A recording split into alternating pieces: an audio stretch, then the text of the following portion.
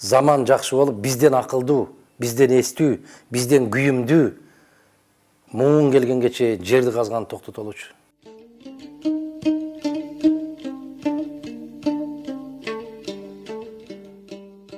Бул кыргыз эли аябагандай чоң байлыктын үстүндө жашап аткан эл.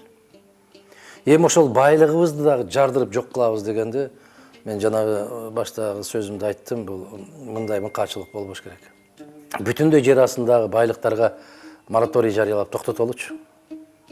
Zaman жакшы болуп, бизден акылдуу, бизден эстүү, бизден күйүмдүү.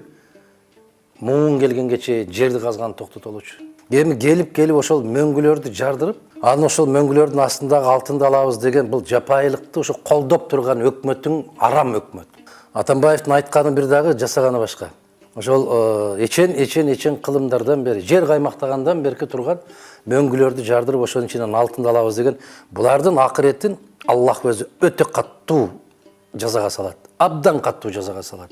Мына көзүңө көрүнүп турган, сенин мөңгүңдү жардырып атканда кайдыгер болгон улут бактылуу болгонго эч кандай укугу жок. Мен дагы баса белгилеп айтам, буга чейинкиси арам өкмөт болгон, мунусу дагы арам өкмөт. Неге?